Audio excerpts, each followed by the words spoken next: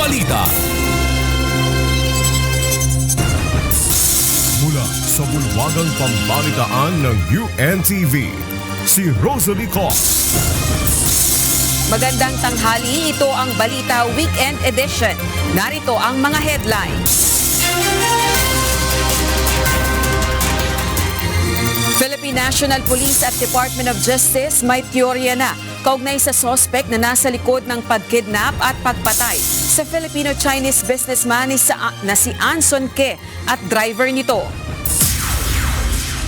Hepe ng Ormoc Police inalis sa pwesto matapos ang nangyaring pamamaril kay Albuera mayoral candidate Kerwin Espinosa. Albuera Leyte hindi ilalagay sa red category sa kabila ng pamamaril sa kandidatong si Kerwin Espinosa ayon sa Commission on Elections. At big-time rollback sa presyo ng mga produktong petrolyo posibleng ipatupad sa susunod na linggo.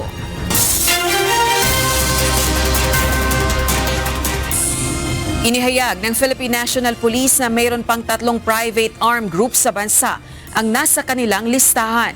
Gayunman, isa na lamang anila ang nananatiling aktibo dito. Samantala, muli namang binuhay o nirevive ang Task Force Abra.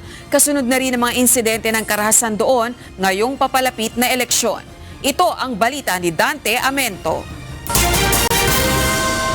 Isang buwan bago ang pagdaraos ng 2025 midterm election sa bansa, nagsagawa ng Interagency Command Conference kahapon ang ilang opisyal ng mga ahensya ng pamahalaan sa pangunguna ng Commission on Elections, Armed Forces of the Philippines, Philippine National Police at Philippine Coast Guard sa Camp Aguinaldo. Ayon kay COMELEC Chairman George Erwin Garcia, inilatag ng mga otoridad ang kanilang pag-aanda para sa ipatutupad na seguridad ngayong darating na halalan.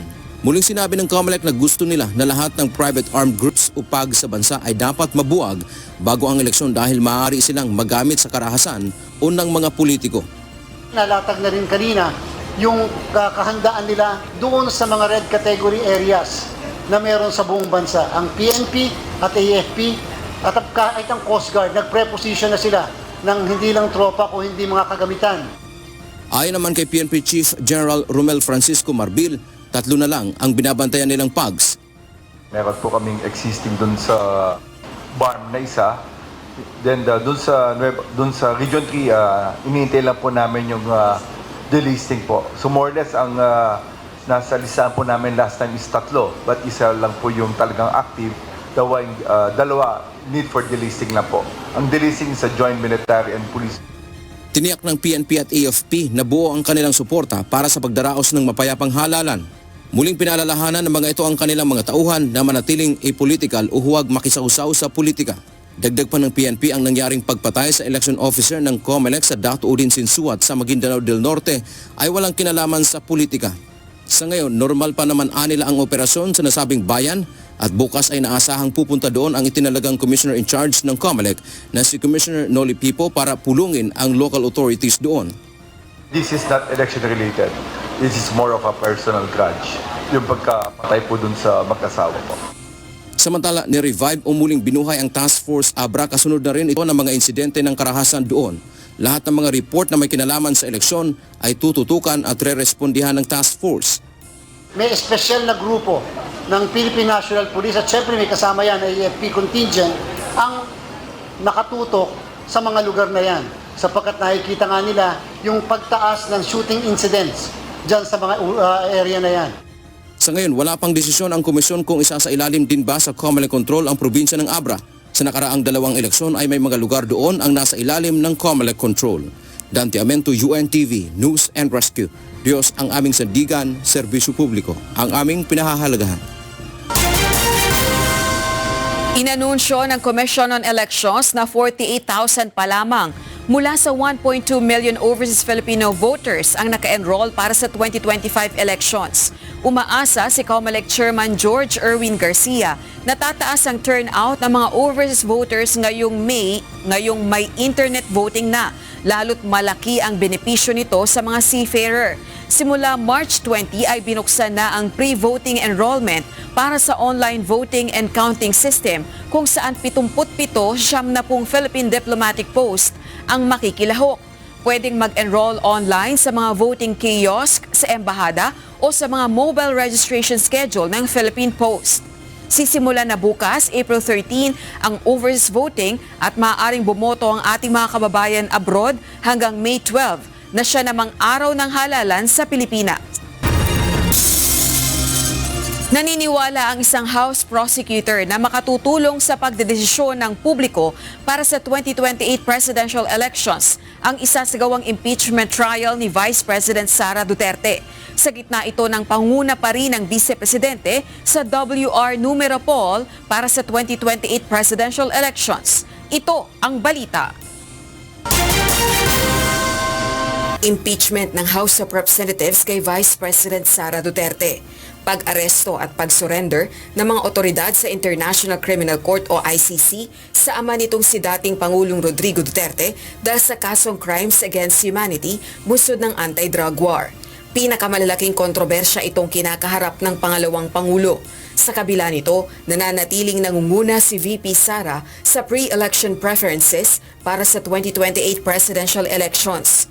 Batay sa WR numero research poll, mula March 31 hanggang April 7, 2025, 30.2% sa mahigit 1,800 adults ang iboboto ang Vice-Presidente sa pagkapangulo. Naniniwala naman ang isang House prosecutor na makatutulong sa pagdedesisyon ng publiko para sa 2028 presidential elections ang isasagawang impeachment trial ni VP Sara. Well, this will help the Filipino people decide on who really is to be supported as the next president of the Philippines, no? Kasi, of course, ang gusto natin presidente na may maayos na direksyon para sa ating bansa at para sa lahat ng mga Pilipinos. Giit pa nito, kahit nangunguna sa 2028 presidential poll, si VP Sara dapat pa ring matuloy ang paglilitis. 7 articles of impeachment ang inihain ng Kamara sa Senado laban sa Vice-Presidente noong February 2025. Sa July 30 pa, inaasahang mag-uumpisa ang paglilitis ng Senate Impeachment Court. Samantala, lumabas din sa WR numero poll na 90.3% ng mga Pilipino ang naniniwalang dapat na harapin ni VP Sara ang impeachment trial. Sa kabila nito, 50% naman ang performance assessment ng publiko sa pangalawang Pangulo. Rosa Licos, UNTV News and Rescue. Diyos ang aming sandigan, serbisyo publiko ang aming pinahahalagahan. Tinanggal sa pwesto ng pamunuan ng Philippine National Police ang hepe ng Ormoc City Police na si Police Colonel Raydante Arisa. Ito ay may kaugnayan sa nangyaring pamamaril kay Albuera Leyte mayoral candidate na si Kerwin Espinosa. Nauna nang sinabi ni PNP spokesperson Police Brigadier General Jean Fajardo na naaresto ang 7 pulis sa Ormoc na ikinukonsidera na pawang mga persons of interest sa kaso. Itinilaga naman ng PNP si Police Colonel Dennis Jose Llavore bilang officer in charge ng Ormoc City Police. Hindi kailangang isailalim o itaas sa red category ang Albuera Leyte matapos ang nangyaring pamamaril sa self-confessed drug lord at tumatakbong mayor na si Kerwin Espinosa. Ayon sa Commission on Elections o COMELEC, agad namang umaksyon ang mga pulis pagkatapos ng insidente. Meron anyang mga tinitinan ang PNP hinggil sa mga posibleng nasa likod ng pamamaril. Sugatan si Espinosa matapos pagbabarilin habang nagsasagawa ito ng kampanya noong April 10. Meron na silang napunto na maaaring responsible dito o kaya pwedeng mapanagot.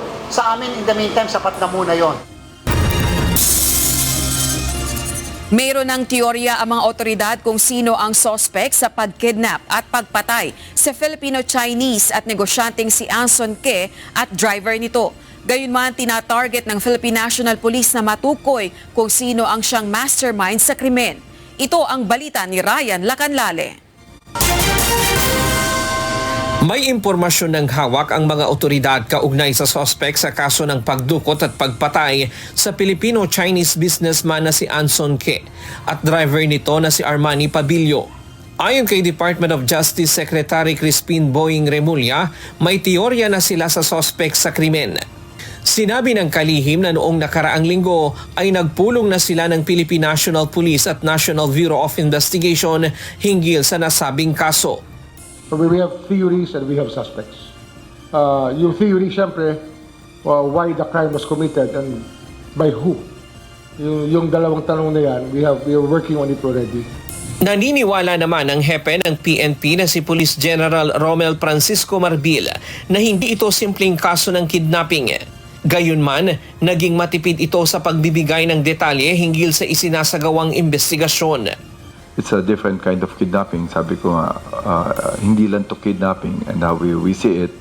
It's more of, I guess, sorry, I just want to, more than that. And sabi ko nga, may malaki kasi yung twist eh. So, hanggang doon lang po ako after ng investigation. After we have completed the investigation and filed the cases, doon na po kami magsasalita what really transpired during the whole the process of negotiation and sa kidnapping itself po. Tinatarget ng mga otoridad na matukoy at mahuli ang mismong mastermind sa pagdukot at pagpatay kay Anson Ke. Kasi gusto namin makuha yung mastermind eh. We can arrest the people right now, but we cannot get the mastermind. We want the mastermind. Samantala, nagsasagawa na rin ng validation ng DOJ hinggil sa mga impormasyon na kanilang nakalap, kabilang na ang posibilidad na may kaugnayan ng pogo sa kaso. Sa press conference kahapon, sinabi ng PNP na isa sa mga tinitignan nila ang tinatawag na muscle group na umano'y mga tagasingil ng utang noong kasagsagan ng operasyon ng mga pogo sa bansa. Sa ngayon ay bumuo na ng task force ang DOJ na mag-iimbestiga sa mga kaso ng kidnapping sa mga Pilipino-Chinese. Ryan Lacanlale, UNTV News and Rescue. Diyos ang aming sandigan, serbisyo publiko ang aming pinahahalagahan. Tiniyak ng Department of Migrant Workers na patuloy itong kumikilos upang matulungan ang mga overseas Filipino workers o OFWs na naapektuhan ng 7.7 magnitude na lindol sa Myanmar. Kaugnay nito, nakikipag-ugnayan na rin ang kagawaran sa mga kaanak ng dalawang Pilipinong kumpirmadong nasawi sa sakuna. Ito ang balita ni Ivan Alvarez. Ilang linggo matapos ang malakas na lindol sa Myanmar, patuloy na nangangailangan ng tulong ang mga Pilipinong nananatili pa rin doon. Ayon sa Department of Migrant Workers o DMW, na i-relocate na sa ligtas na mga lugar ang mga overseas Filipino workers o OFWs na apektado ng sakuna. Those who are still on site, either in Yangon or are still in Mandalay, at merong kinuhang accommodation ng kanilang mga employers. There's about 24 of them. And yung iba naman ay nasa Yangon na, about 40 to 60 are staying in Yangon through the accommodation provided by the Philippine government or through the Philippine Embassy in Yangon or with their friends and relatives. Bukod sa accommodation at financial assistance, humihingi rin ng tulong ang professional workers pagdating sa kanilang overseas employment certificate o kung papaano sila babalik sa normal na pagtatrabaho. Ayon kay DMW Undersecretary Felicitas Bay, naialerto na ang labor attaché sa Bangkok, pati na rin ang opisina ng DMW sa Pilipinas para maasikaso ang kanilang mga dokumento. So, i-facilitate po namin yan through a certification dahil ang kanilang mga employment contract ay naapektuhan or some of them were lost. Samantala, siniguro rin ni Migrant Workers Secretary Hans Leo Kakdak na nakikipag-ugnayan na ito sa kaanak ng dalawang Pilipinong kumpirmadong nasawi sa Mandalay, Myanmar. So, I have personally been in touch with the families of the two identified OFWs whose remains have been found and identified by the authorities. And rest assured, we are helping them. Aasikasuhin rin aniya ng kagawaran ang iba't ibang assistance na ibibigay sa naulilang pamilya ng mga ito, pati na rin ang mga entitlement na maaaring makuha ng dalawang namayapang OFW mula sa kanilang foreign employers. Nagpaalala naman ng DMW na hindi pinapayagan ngayon ng pamahalaan na magpunta sa Myanmar ang mga first-time OFWs bilang pag-iingat. So, it's alert level 2, so ito po ay restricted phase, so hindi po makakapag-deploy or we have no deployment of new hires but only for returning workers. Ivan Alvarez, UNTV News and Rescue. Diyos ang aming sandigan, serbisyo publiko ang aming pinahahalagahan. Patuloy ang pagtulong ng pamahalaan ng Pilipinas sa pamagitan ng Department of Migrant Workers sa mga OFW na may legal na problema sa ibang bansa. Ayon kay DMW Secretary Hans Leo Kakdak, pinaigting na nila ang serbisyong legal, pinansyal at medikal sa pamagitan ng Action Fund. Nilinaw din niyang bukas ang Hotline 1348, social media pages at mga opisina ng DMW para sa mga nangangailangan ng tulong. Kamakailan lang ay pinawalang bisa ang kaso laban sa 17 OFW na inaresto sa Qatar dahil sa umano'y pagtitipon para magprotesta pabor kay dating Pangulong Duterte. Naglabas ng babala ang Philippine Embassy kaugnay na mga kahina-hinalang overseas job offers bilang customer service o chat support representative matapos ang total ban ng POGOs noong nakaraang taon. Marami sa mga nag-aalok nito ay nagkalat sa social media na karaniwang sangkot sa love scams at peking investment schemes. Ilang Pilipino ang naloko ng mga pangakong mataas na sahod, libreng tirahan at pagkain, ngunit dinala sa iligal na trabaho ng walang kontrata at idinaan sa mga iligal na ruta. Bunsod nito, hinimok ng embahada ang lahat na sumunod sa tamang proseso ng Department of Migrant Workers at agad i-report ang mga kahina-hinalang job offers sa kanilang Assistance to National Hotline o email. Arestado ng Bureau of Immigration ang South Korean couple na sinasabing wanted ng Interpol at South Korean authorities dahil sa large-scale fraud. Kinilala ng immigration ang dalawang Koreano, sina Choi Jong-yoon at Kim Min-wo, kapwa 41 anyos. Naaresto ang mga ito noong nakaraang April 4 sa Gallery Drive, Barangay Carmona, Makati City. Bukod sa kanilang kaso, napag-alaman din na overstaying na sa Pilipinas ang dalawang dayuhan. Muling binigyang diin ng Bureau of Immigration na hindi lugar ang Pilipinas para sa mga dayuhang kriminal na nagtatago sa mga alagad ng batas. 42 Chinese nationals ang nahuli ng mga otoridad sa isinagawang raid kamakailan sa isang liblib na lugar sa Alabat Cove, Barangay Villanorte sa Quezon Province. Sa pamagitan ng pinagsanib puwersa ng Presidential Anti-Organized Crime Commission o PAOK, Bureau of Immigration at Philippine National Police. Sinalakay ng mga otoridad ang sinasabing pasilidad kung saan iligal umanong nagtatrabaho ang mga dayuhan dahil walang kaukulang dokumento o working permits ang mga ito. Ang mga nahuling foreigner ay nahaharap sa paglabag sa Philippine Immigration Law at nakatakdaring ipa-deport. Bibigyan na ng bagong pangalan at mandato ang National Economic and Development Authority o NEDA. Tatawagin na itong Department of Economy, Planning and Development o DepDev matapos lagdaan ni Pangulong Ferdinand Marcos Jr. ang batas na lumilikha ng charter nito. Layo ng bagong batas na palakasin ang mandato at kapasidad ng ahensya bilang pangunahing tagaplano at coordinator ng mga polisiya sa pambansang ekonomiya. Ayon kay Secretary Arsenio Balisacan, ang DepDev ay magbibigay daan sa mas matatag na sistemang pang-ekonomiya na handa sa hinaharap. Inaasang mas mapapalakas din ito ang kakayahan ng mga ahensya ng gobyerno sa paggawa ng mga planong pangkaunlaran at patakaran. Muling tiniyak ng France ang suporta nito sa pagpapatuloy ng Free Trade Agreement o FTA sa pagitan ng European Union at Pilipinas sa gitna ng global trade uncertainties. Sa kanyang pagbisita sa Pilipinas, iginiit ni French Minister Laurent Saint-Martin ang kahalagahan ng FTA upang mapalakas ang kooperasyon at palitan ng kalakalan. Anya, dapat iwasan ang trade war at pairalin ang mga kasunduang nakabatay sa mutual growth. Binigyang diin din niya ang potensyal ng Pilipinas sa Indo-Pacific lalo na sa patuloy na paglago ng ekonomiya nito. Good news naman para sa mga motorista. Inaasahang magkakaroon ng malakihang rollback sa presyo ng mga produktong petrolyo sa susunod na linggo. Sa inisyal na pagtaya ng mga oil industry player, maaaring bumaba ng 2 peso and 90 centavos hanggang 3 pesos and 10 centavos ang presyo ng kada litro ng diesel, habang nasa 3 pesos and 60 centavos naman hanggang 3 pesos and 80 centavos ang bawas sa presyo ng gasolina at mahigit 3 pisong rollback rin sa presyo ng kerosene. Ayon sa DOE, ang big-time rollback sa mga produktong petrolyo ay bunsod ng tumitinding tension trade sa pagitan ng United States at China na maaring makapagpababa sa demand ng crude oil. Gayon din ang inaasahang pagtapyas ng Saudi Arabia sa official selling price ng langis sa mga bansang patungong Asia sa buwan ng Mayo.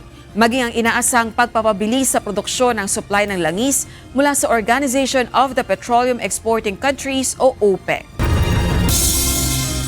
Sinimulan na ng Department of Public Works and Highways o DPWH ang weekend repair sa northbound ng Magallanes EDSA flyover nitong Biyernes na tatagal hanggang sa Hunyo. Kabilang sa inaayos ang finger-type expansion joints, pagpipintura ng bakal at konkreto, kaya pansamantalang isasara ang lanes 1 at 2 mula Pasay hanggang Cubao. Gagamitin din ang holidays mula April 16 hanggang 21 para sa mga pagkumpuni. Itutuloy naman ang scheduled repairs tuwing weekends April 25 to 28, May 2 to 5, 9 to 12, 16 to 19, 23 to 26 at May 30 hanggang June 2. Pinayuhan ang mga motorista na bagalan ng takbo sa mga apektadong lugar upang makaiwas sa anumang aksidente. Maaari ring gumamit ng alternatibong ruta para hindi na maabala. Tiniyak ng Department of Education na walang puwang ang bullying sa mga paaralan. Sa isang opisyal na pahayag ngayong araw, binigyang diin ng DepEd na magpapatuloy at mas pinaigting nila ang hakbang para matiyak ang ligtas at maayos na learning environment para sa lahat ng mag-aaral. Ito ang balita ni Jed Neresina.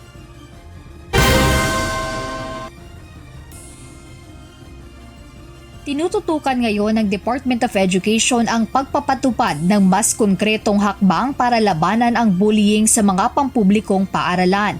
Ito ay sa pamumuno ni Education Secretary Sonny Angara na siyang principal author ng Anti-Bullying Act of 2013. Isa sa mga hakbang ay ang paggamit ng Child Protection Committee Functionality Assessment Tool na inilunsad noong November 2024. Ito ay upang matiyak na epektibo at aktibo ang nasabing komite sa bawat paaralan na responsable sa child protection.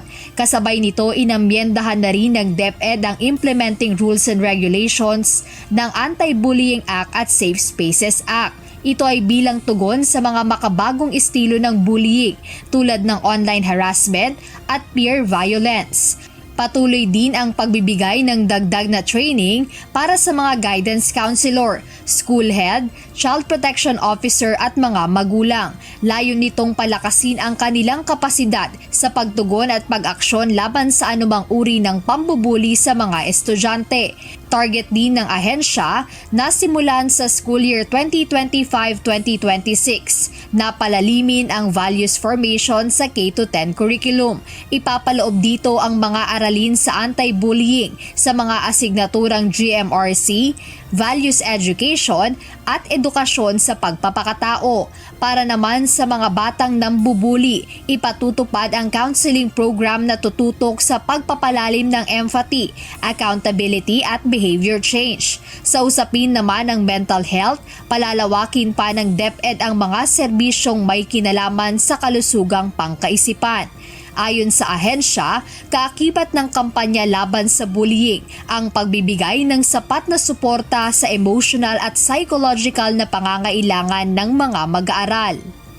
Jed Neresina, UNTV News and Rescue. Diyos ang aming sandigan, serbisyo publiko ang aming pinahahalagahan. Mas pinalawak ng Philippine Health Insurance Corporation ang availability ng konsulta package sa bansa. Ayon kay PhilHealth Acting President and CEO Dr. Edwin Mercado, tinututukan ng ahensya na maging available ito sa mga primary care clinic. Ito ang balita ni Mia Alonso. Agapan ang karamdaman. Ito ang layon ng Philippine Health Insurance Corporation kung bakit patuloy ang pagpapalawak ng konsulta package sa bansa. Ayon sa ahensya, karaniwan na sa mga Pilipino na pumupunta na lang sa doktor kapag may malala ng karamdaman. Kaya naman nais paigtingin ng PhilHealth ang konsepto ng konsulta package upang mahikayat ang mga Pilipino na agad na magpasuri na sa doktor kahit sintomas pa lang ng sakit ang nararamdaman upang maagapan ang posibleng paglala nito. Ayon kay PhilHealth Acting President and CEO Dr. Edwin Mercado, isa ngayon sa tinututukan ng ahensya ay ang pagkakaroon ng konsulta package sa clinics na kalimitang unang pinupuntahan ng publiko kapag may emergency. So gusto namin community-based talaga para mas makita natin at mailapat sa ating komunidad yung serbisyong inihahatid nitong konsulta. Bagamat prioridad ang mga primary clinic, hinihikayat na rin ng ahensya na magkaroon ng primary care service ang mga ospital, lalo pa at naroon na mismo ang mga kagamitan. Patuloy rin ang pakikipag-ugnayan ng ahensya maging sa mga private sector at tertiary hospitals. Unti-unti naming ini-engage. Yung ibang mga tertiary hospitals, meron din silang chain ng primary care clinics. For example, yung Ayala, yung Healthway, meron silang hospital, merong mga konsulta clinics dun sa hospital nila, pero meron din silang mga mall-based clinics. So yun, ini-engage namin at sila ay magiging konsulta affiliated. Pinalawak na rin ng PhilHealth ang benefits ng mga miyembro nito na sasailalim sa outpatient procedures. Dahil covered na rin ng benefits ang emergency outpatient procedures kahit wala pang 24 hours na ito ay nasa ospital. Nakapaloob dito ang gamot, lab test, professional fees at procedure fees. Ayon sa ahensya, kada procedure na isasagawa ay babayaran ng PhilHealth na parang tingi dahil iba ito kapag na-admit sa ospital ang pasyente. Gayunman dahil kasalukuyang nasa adjustment period pa ang mga ospital, hindi inaasahan na ang lahat ay agad na makasusunod sa outpatient emergency care benefit. Una doon, may ibang mga hospital nga hindi pa handa Kasi nga yung IT system nila hindi pa handa magtingi-tingi. So ang nilabas namin, kapag kayo ay nag-avail at hindi kayo dinidaktan ng hospital, pwede nyong i-file sa amin. Kami magbabayad. Yung sa iba namang hospital, in terms of their price range, may tinatawag kaming post-audit. Ino-audit din namin yon pag final nila So, binabantayan din namin. Maaaring tumawag sa kanilang PhilHealth 24/7 hotline na 0286622588 at hihanda ang kinakailangang requirements para sa reimbursement. Samantala, kaugnay ng circular na inilabas ng ahensya sa mga kailangang requirements upang makuha ng mga ospital ang bayad ng PhilHealth mula sa late filing beyond 60 days, ayon kay Dr. Mercado, nagkaroon na ito ng revisions upang mas maging magaan at madali para sa mga ospital na makakomply. Actually, pinasimple namin yung proseso Dati kasi parang iniisip, magpa-file pa sila kasama yung records. Biro mo, tagal na nun, 2018 pa. Paring na itabi na o mahirap nang i-retrieve yung records. So ang sinabi lang namin, magbigay lang kayo ng listahan. Basta nandun yung identifying unique to the patients, like yung series number, yung age, yung birthday, yung confinement period. Matatriangulate na namin na talagang tiyak, ito yung pasyenteng tinuturing natin. Sa kasalukuyan nakapagsasagawa na ng pagbabayad ang ahensya, 6 na buwan ang ibinibigay na pataan nito upang i-file at mag-comply sa hinihinging requirements. So sa ating mga kababayan at mga miyembro, gaya po ng sinabi ko nga, ay ginagawa po namin ang lahat ng aming magagawa para po maibalik ang tiwala nyo sa PhilHealth. So kami po ay nagtatrabaho para po palawigin ang inyong benepisyo at tuloy-tuloy po ang serbisyo. At kami po ay puspusa nag-iisip kung paano po palawigin at ito pong benepisyo ay maging kumbaga ramdam ng bawat Pilipino. Mia Alonso, UNTV News and Rescue. Diyos ang aming sandigan, serbisyo publiko ang aming pinahahalagahan. Pumanaw na sa edad na 85 ang sikat na singer at aktres na si Pilita Corrales. Ang pagpanaw ng Asia's Queen of Songs ay kinumpirma mismo ng kanyang apo at aktres na si Janine Gutierrez. Sa kanyang Facebook post, ibinahagi ni Janine ang malungkot na balita hinggil sa pagpanaw ng kanilang mamita. Ilan sa mga sikat na awiti ni Pilita Corrales ang Matud Nila, ang Pipit, Dahil Sa'yo at marami pang iba. Wala pang detalye sa ngayon kung saan ilalagak ang mga labi ng yumaong mang-aawit.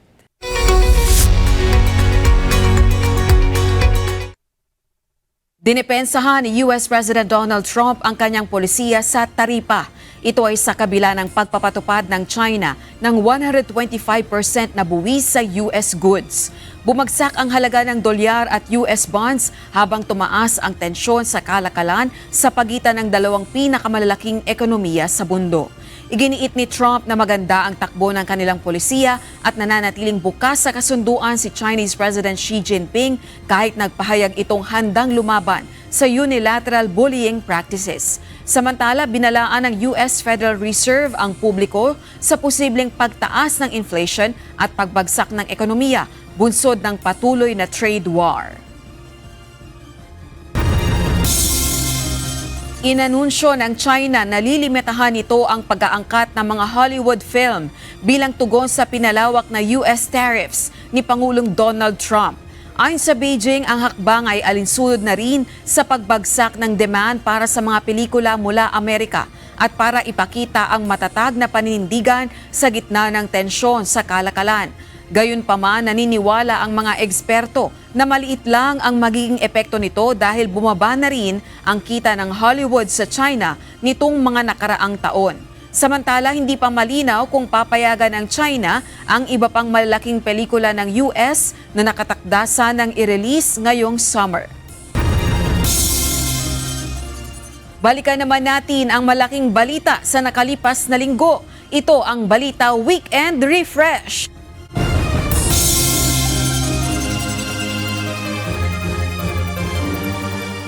Nasa 600 recipients ng confidential funds ni Vice President Sara Duterte na isilipin ng Kamara kung talagang may natanggap na pondo. Pero sabi ko nga po, maganda rin po na tignan natin yung mga number po, yung 600 plus na meron pong records.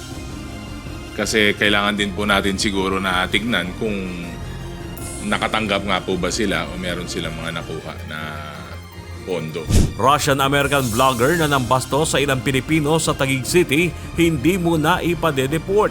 Kaso sa Pilipinas dapat munang tapusin ayon sa Department of Interior and Local Government. Napakita natin na mga katulad tao na katulad ni Tali, kailangan pagbayaran ang ginagawa niya dito. Kasi siguraduhin ko na tatapusin natin to, lilitis natin to, at hanggang walang verdict laban sa kanya ay hindi siya madideport. Dalawang gubernatorial candidate pinagpapaliwanag ng COMELEC dahil sa issue ng diskriminasyon. Ang show cause order po ay dapat i-welcome ng mga makakatanggap nito, ng mga kandidato, sapagkat at least binibigyan sila ng pagkakataon ng COMELEC na masagot yung mga paratang po sa kanila. At yan naman po ay hindi pa ang formal at opisyal na kaso. Chinese research vessel na mataan malapit sa Batanes. The Philippine Coast Guard, using the dark vessel detection of the Canadian government, was able to monitor the presence of Chinese research vessel Songshan Dashui. It has an overall length of 114 meters and a tonnage of 2,300. And since then on, it stayed within our own exclusive economic zone, which is seemingly conducting maritime scientific research because of its consistent patterns of navigation. 17 barangay sa Negros Occidental nabalot ng abo sa muling pagsabog ng bulkang Kanlaon. Nag-prepare lang tayo ng further evacuation nung nasa labas kung sakali lang tumuloy-tuloy. But sa kabutihang palad naman, di naman nagtuloy-tuloy yung pagputok niya. Senator Amy Marcos, pinayuhan ng Malacanang na mag-imbita rin ng international law experts sa pagdinig kaugnay sa pag-aresto kay dating Pangulong Rodrigo Duterte. Kasi sabi nga po natin, kung isang tao lang, isang eksperto lang ang ating madidinig, hindi po natin nababalanse ang pangunawa dito at lalo siyang maguguluhan. Mga kinatawan ng Meta, inusisa ng Kamara sa issue ng pagkalat ng fake news. The content regulation is not being done by anyone legally accountable in the Philippines. It's important to note that that representative office is not in charge of business or operations. It does not do anything involving content decisions. 17 OFW na hinuli sa Qatar, back to normal na ang buhay ayon sa Department of Migrant Workers. No charges will be filed against the 17 involved OFWs, and no fines will be imposed. Their employment will be preserved, no jobs will be lost, and their travel bans will be lifted. Pambabastos at iba pang foul languages, ikinukonsidera ng election offense at ground ng disqualification ayon sa COMELEC. Ito po'y bilang response sa mga lumalabas lately na sa ating palagay may mga kabastusan at saka yung mga the use of languages na hindi dapat not necessary. Tunay na pagseserbisyo at sakripisyo, mensahe ni Pangulong Ferdinand Marcos Jr. sa araw ng Kagitingan. Pilipinas at ibang mga bansa dapat anyang matuto sa aral ng nakalipas na digmaan. We celebrate today the heroism of all those who fought here in Bataan. And we celebrate the peace that was hard-earned by the blood and the sacrifice of all our servicemen, not just Filipinos, not just Americans, but also those who fought bravely for their own countries.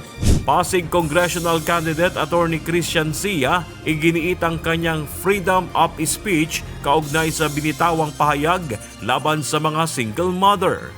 Hindi lahat ng karapatan, kahit po sa pamamahayag, kahit sa pagsasalita, kahit sa pag-iisip, kahit sa pananampalataya ay absolute.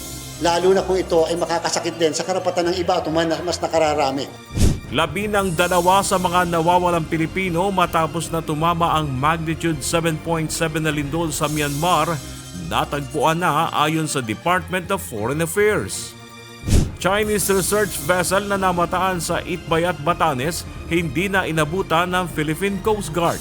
Isa pang Chinese research vessel sa may Santa Ana, Cagayan, mahigpit na minamatyagan ng mga otoridad. It already went above our own exclusive economic zone. So we did not proceed anymore na tawirin yung exclusive economic zone natin. Because obviously that will already be the airspace of the People's Republic of China. Pag-aresto sa 3 Pilipino na pinaghihinala ang espiya, pagganti umano ng China sa Pilipinas, ayon sa isang eksperto. Department of Foreign Affairs tiniyak na mayroong abogado ang ating mga kababayan na inakusahang mga espiya. Pag yung mga bansa na nakahuli ng mga alleged Chinese spies, gumaganti ang China. Binibiktima nila yung mga inosenteng mga mamamayan. Proseso sa pag-aresto at pagdadala kay dating Pangulong Rodrigo Duterte sa International Criminal Court labag sa batas, ayon kay dating Supreme Court Associate Justice Adolfo Ascuna. Therefore, in my view, the warrant of arrest is illegal. However, I believe that the surrender is not, because the surrender must be pursuant to a treaty, and therefore our own law, Section 17 of Republic Act 9851, brought back the Statute of Rome, even after withdrawal, because it requires that a surrender must be pursuant to the applicable treaty. Koneksyon sa ibang kidnapping incident ng mga suspect sa pagdukot at pagpatay sa Filipino-Chinese businessman na si Anton Ke, tinitingnan ng Philippine National Police. We are pursuing some leads po at as to what extent po yung leads po na ito ay nandun po tayo sa direksyon na tinitignan na yung mga involved po dito ay possibly involved din po sa ilang kidnapping incidents po. Mahigpit na implementasyon ng anti-overloading ipatutupad sa mga pantalan sa bansa ayon sa Philippine Ports Authority. Ang Coast Guard ang in charge dyan, no? Siya ang nag-i-ensure na nabibigang ng tama ang mga pumapasok na pasahero, pati na rin yung mga sasakyan, no? Based on weight, no? Dito sa mga roro natin. And pagka nandun na sa maximum, wala na. No? Kailangan stricto tayo dyan. Pangulong Ferdinand Marcos Jr. na bahala sa nakuhang impormasyon kaya't hindi inaprubahan ang naturalization ni Lee Duan Wang. Ayon sa Pangulo, ang ipagsawalang bahala, ang babalang ito ay tila pagsuway sa ating tungkulin sa sambayan ng Pilipino. Ang Filipino citizenship ay isang pribilehiyo at hindi ipinamimigay ng basta-basta. Task Force na tututok sa investigasyon ng mga kaso ng kidnapping sa mga Filipino-Chinese bubuuin. PNP Chief General Romel Francisco Marbil sinabing wala umanong pulis ang sangkot sa pagdukot at pagpatay sa negosyanteng si Anson Ke. So the creation of the task force is paramount. We have to choose people who will at least exemplify the values that we hold dear to the PNP and to the NBI and to the DOJ. At ang aim dito is to have a higher visibility leadership that people can talk to pag mayroong problema. Malacanang umapela sa mga kritiko na wag nang idamay ang kalusugan ng Pangulo sa pagpapakalat ng fake news. At ang aking pakiusap lamang po sa mga fake news peddlers, wag niyo pong gawa ng kwento ang Pangulo patungkol sa kanyang kalusugan. Hindi po yan maganda para sa ating bansa. Dapat po ipagdasal pa po natin na maging maganda ang kalusugan ng mga namumuno sa atin. Senate President Francis Escudero pinagsabihan si Senator Amy Marcos na huwag gamitin ang Senado bilang platform ng kanyang political interest. Presidential sister dismayado dahil sa pagpapalaya kay Ambassador Marcos Lacanilao matapos ipakontempt dahil sa umano'y pagsisinungaling sa gitna ng pagdinig ng Senado, kaugnay ng pag-aresto at pagpapasuko ng pamahalaan kay dating Pangulong Rodrigo Duterte sa International Criminal Court. So I think yung misunderstanding, kasi nga when I actually talked to the Senate President, sabi niya kasi may statement na hindi pa nga niya nakikita yung dokumento. Si Senator Amy naman at yung ibang senador, syempre emotionally invested sa hearing na to at medyo naiinsulto na kasi medyo may paikot-ikot di ba yung sagot.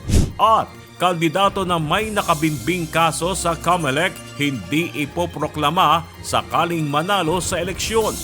2 pang kandidato pinagpapaliwanag rin ng komisyon. Pwede po namin hindi iproklama yung mga mahahalal na may mga pending case sa Commission on Election.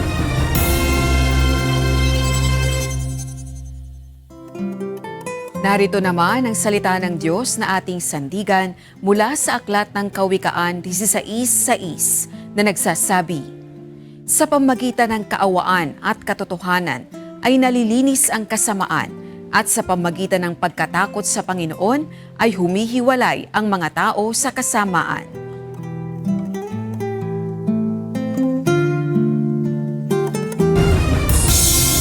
At yan ang naging kabuuan ng ating balitaan ngayong araw ng Sabado. Aming inilahad ng buong katapatan kung paano namin nasaksiyan. Sa ngalan ni Kuya Daniel Rason, ako si Rosa Licoz at dito sa UNTV, Diyos ang aming sandigan, serbisyo publiko ang aming pinahalagahan. Magandang tanghali.